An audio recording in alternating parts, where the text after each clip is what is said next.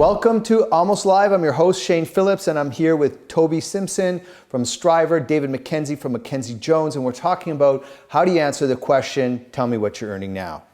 So, gentlemen, how should a candidate answer that question, tell me what you're earning now? You walk in the interview, sometimes they're so aggressive, before you even sat down, the client is saying, what are you on now?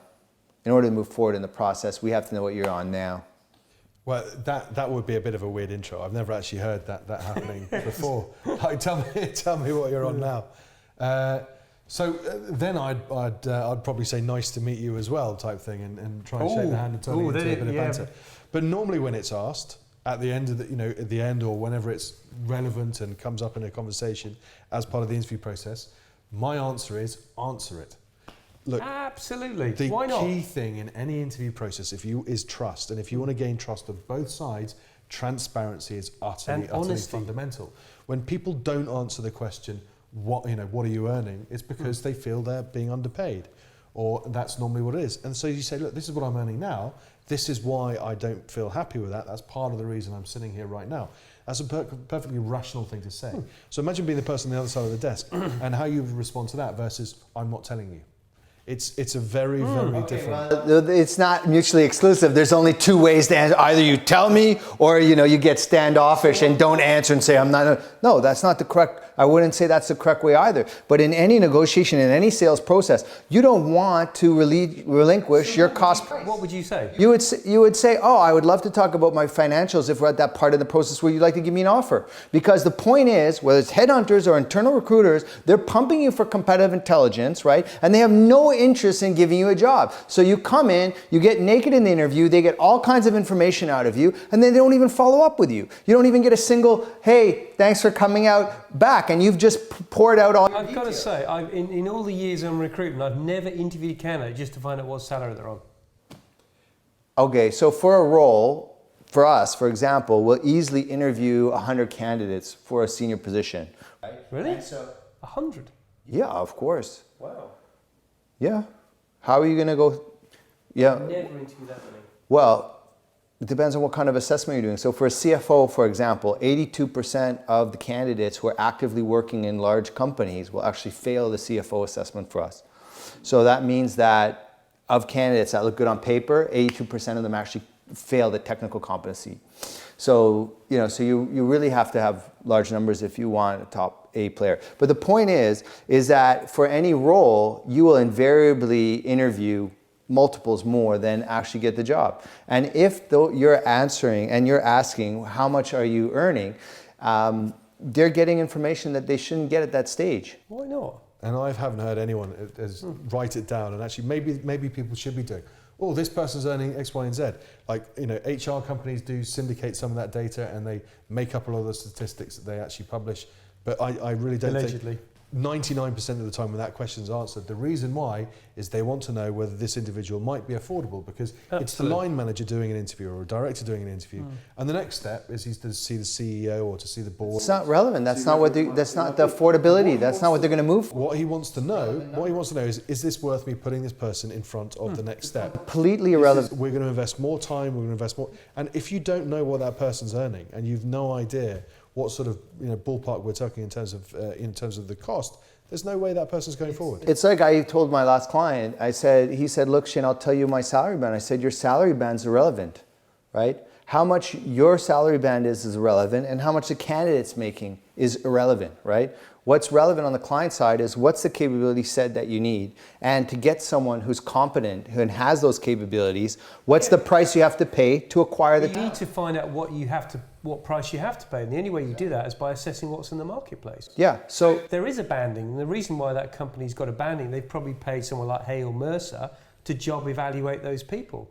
Yeah, so that's even worse, because now you're saying as an organization, they'll say, well, we want to be number one in the market, or we want to be in the top 5%. Now we're going to use our salary band at the 50th percentile, right? So if we're going to run a car race and you're going to buy the most expensive car and I'm going to buy the car that's at the 50th percentile, who's going to have more horsepower? So very clearly, right out of the gates, as soon as the client also gravitates towards a salary survey, they're also making a big mistake. So both sides are at fault here.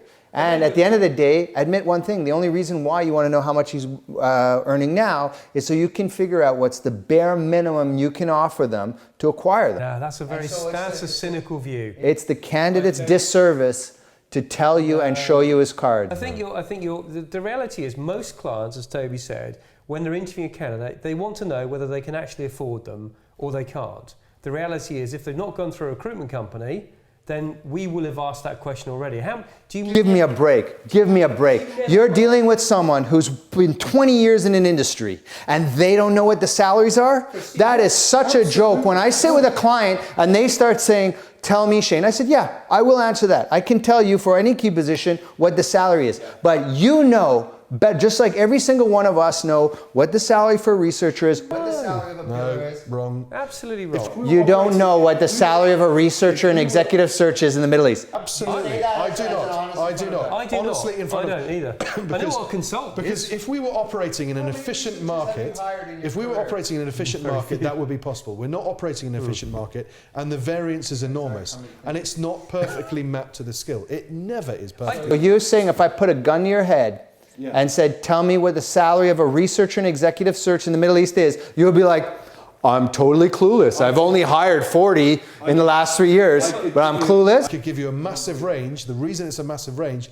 is it's an inefficient market. Shane, I don't So work therefore in it's still search, so I incredibly... don't know. If I tell you a researcher and I tell you this researcher is coming from XYZ company, and I had a gun to your head, I would bet $10 million you would be able to accurately predict their salary within 3,000 to 4,000. No, I don't think I could. So one, you would say, are we at that point in the process where you really would like to make me an offer? I'm very happy to talk about my financials. I think that's a very fair thing to say from the candidates. I don't think people say that in the first interview. You never. Yeah, it happens all the time, guys. Come on, give me a break. In this region, in the first interview, the internal HR is telling you, tell me what you're earning now. Yeah. And that's not appropriate because what's the interview process? I know the answer to this. Would you put forward a candidate to a client without knowing what they're earning? I don't have to ask what the candidate's earning. I will know what. Answer the question. Answer the question. Would you put a candidate forward? Yeah, sometimes I do. Really? No, you don't. I never ever put candidates forward unless I know exactly. I want to know what they're earning, what their personal situation is, how many kids they have, because then if you're putting them forward for a job and it's in Saudi and they've got 2 kids at 12 years old, it's unlikely they'll want to. Hold on. It's all about. And I answer the question. So I do give salary details, but what they're earning now, it's not relevant. It's what will you move for? That's the relevant number. So what will you move for? If you're going to come and work for us, what is the number that you want? So why don't you ask the candidate the relevant question? So we're going back to this. You are asking. You're purposely not asking the relevant question because you want a discount. So we're going back to exactly. You said the reason we asked the question is we want to know the lowest they would accept, and you said that's not a good thing, and that's the reason you shouldn't answer the question. And now we're going about circle to the first thing I said in this segment. Is that the reason we ask that question is so we know whether it's affordable. So we as the agents are the brokers between the client and the candidate to get a successful outcome.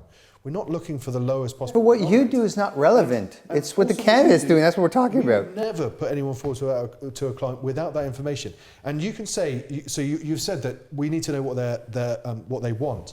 Now, if a candidate just says to you, I want 80, you go, well, great, but why? You need to build up credibility behind that number. You may be earning 55, but you still need to build the credibility to 80. Yeah, so there's techniques for that. Yeah, it's called truth. It's called truth and transparency, and that is why you submit your current earnings. I'm not suggesting don't be truthful, and I'm not suggesting be dishonest. But there's very clear things. So you say, yeah, I'm very happy to discuss numbers. By the way, you're Honeywell. I just interviewed for Siemens for the exact same role, and I have an offer coming in at 80. Distraction. The clients ask you a question and you're not answering. No, I am offering. So I'm answering. I will answer. I will say, right now, I just interviewed with Siemens. They made me an offer at 85. I would expect that you're a more prestigious organization and you'd be at the upper range. What's your salary band for the position? Great. So what are you currently earning? Look, what I'm currently earning, I don't feel is relevant because You're not answering the question though, Shane. I mean, the problem. I don't have to. It's against the law. No, it's not. It is. It is not against It the is. law. My salary band and compensation structure is competitive intelligence. But it's not against the law. It's in not the against the UAE. law to ask.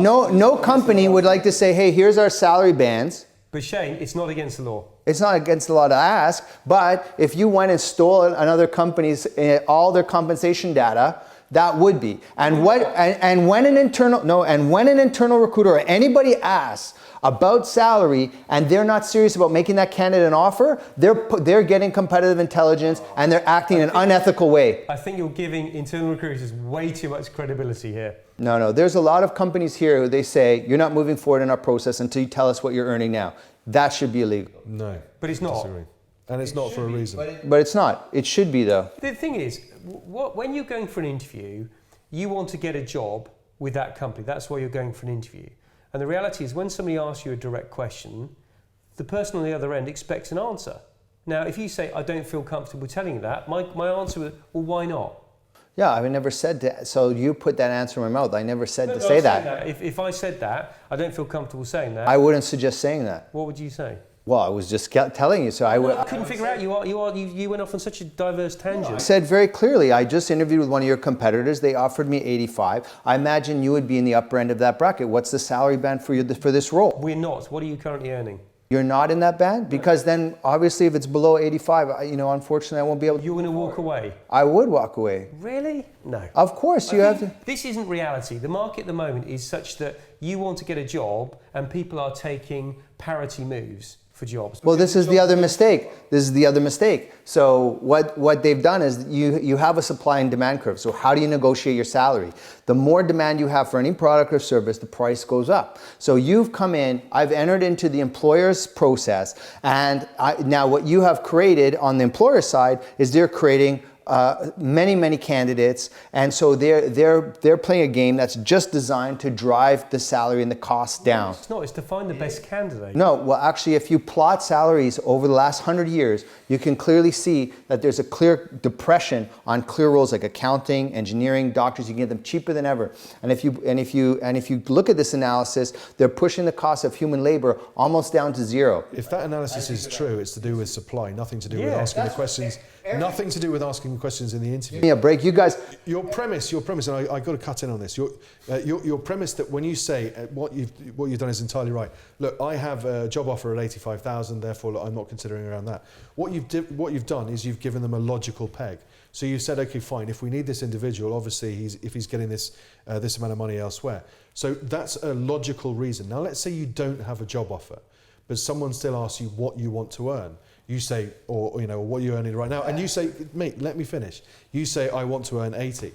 Then do you not think it sounds a lot more credible to get to that number if you can back it up by explaining the reason you're looking at? Some people can't. This is my current earnings. I need to send my kids to school. I want to buy a yacht, and that's the reason I'm looking for a job. So I had a lady from Kenya come to me, and she said, this is exactly what was happening to her. As soon as she gets in the interview, they're saying this, tell me what you're earning now. She's like, my salary is so low because I took the first job I could get, and every single job on, they're just taking advantage of me because I'm a female from Kenya. I'm never going to get paid what I earn. And so we coach. And I personally coached her, and the core thing that we had to do in that process, if she's going to get treated fairly, she cannot relinquish what she's earning now, and she has to tell them, I really don't think it's relevant, and back it up. Don't be rude, don't be confrontational, don't lack integrity. You guys are making those things up. I never said to do that. What she needs to do... Bit confrontational there. Yeah. I am being confrontational there because you're not being accurate in terms of the information you're providing. When you look at a business, in some companies, 75% of their cost position of their P&L is salaries. Okay. So everything in that company and in capitalism is to drive down your cost position and increase... Your point is a good one. You just made it there. You said she was paid a disproportionately low salary, but you said when she was asked that question, she said, look, I don't think it's relevant because I'm paid in Kenya. We're not talking about that. We're talking about... No, she was working here in Dubai. Okay, the majority of people here in mid to senior end of the market, which is the areas we deal in, are not in that situation where they're massively underpaid. Most of them are probably 10 to 20% of what they're going for. Doesn't matter, but irrespectively, your processes in your company are designed to drive your costs down. Whether you're buying tables, you're buying and your labor. So the whole system that the corporation has set up is designed to get talent, the best talent at the lowest price. But our candidates are not in it to disrupt the model of the economic market. Their job is to get a job. and they want a job that pays them well and above what they're currently earning. So there's no reason why they can't. We're not going to get closure on this. So there you have it. We're never going to really see eye to eye on this, but a lot of controversial perspectives on how you should really manage your salary negotiation. This is Almost Live, and we're here with David McKenzie, Toby Simpson, and Shane Phillips.